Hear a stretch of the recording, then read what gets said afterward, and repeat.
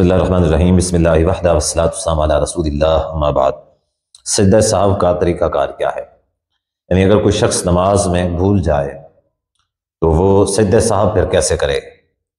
دیکھیں، نماز کے اندر کوئی بھی شخص جو ہے وہ بھول سکتا ہے،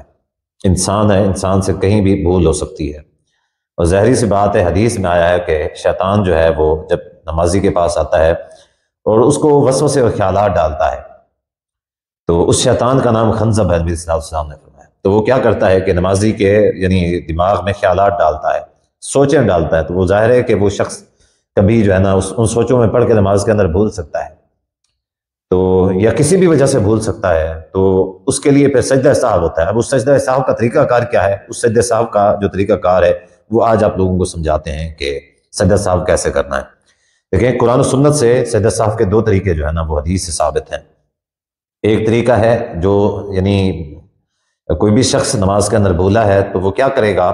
کہ نماز کے اندر یعنی سلام کرنے سے پہلے پوری نماز پڑھے،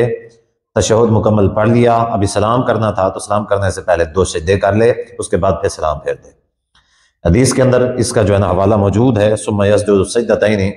قبل ان یسلم، سلام کرنے سے پہلے سجدہ سہو کر لے۔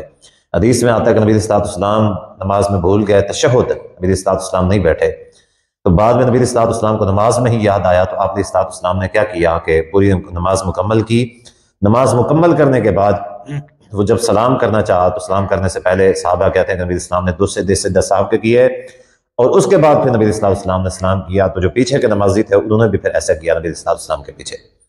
تو یہ تشہد کا طریقہ جو ہے، سجدہ سہو کا جو ایک طریقہ ہے وہ یہی ہے کہ نماز مکمل کر لی جائے اور سلام سے پہلے 2 سجدے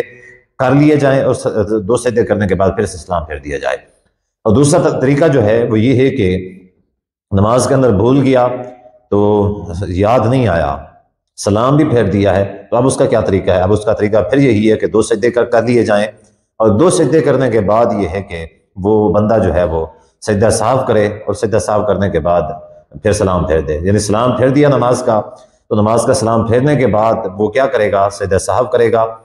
تو 2 سجدے سہو کے کرے گا، اس کے بعد پھر سے سلام پھیر دے گا، اب اس کی نماز مکمل ہے۔ تو اس صورت میں یہ ہے کہ سجدہ سہو کے یہ 2 طریقے قرآن و سنت سے ثابت ہیں۔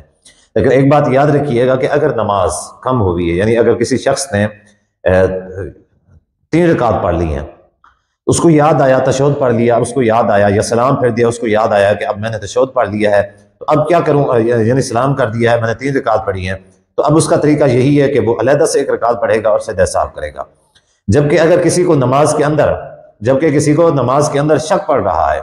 یعنی اب نماز کے اندر ہے لیکن اس کو شک پڑ رہا ہے کہ میں نے مثال کے طور پہ کون سی رکعت میں ہوں، 2 میں ہوں، 3 میں ہوں، یا 4 میں ہوں، یا 3 میں ہوں، اسی طرح کا کوئی شک پڑتا ہے، تو حدیث کے اندر نبی صلی اللہ علیہ وسلم نے فرمایا اس کا طریقہ کار یہی ہے کہ وہ یقین کے اوپر اپنے عمل کی بنیاد رکھے۔ یعنی کہ یہ ہے کہ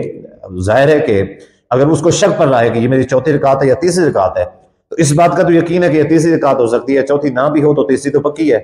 تو یقین 3 رکعت کا ہے، تو پھر یہ ہے کہ اگلی رکعت پھر پڑھ لے، پھر سجدہ سہو کر لے۔ تو یہ سجدہ سہو کا طریقہ ہے، نماز میں بھول کا جو ہے مختصر اور جامع طریقہ یہی ہے کہ اس کا متبادل یہ کیا جائے۔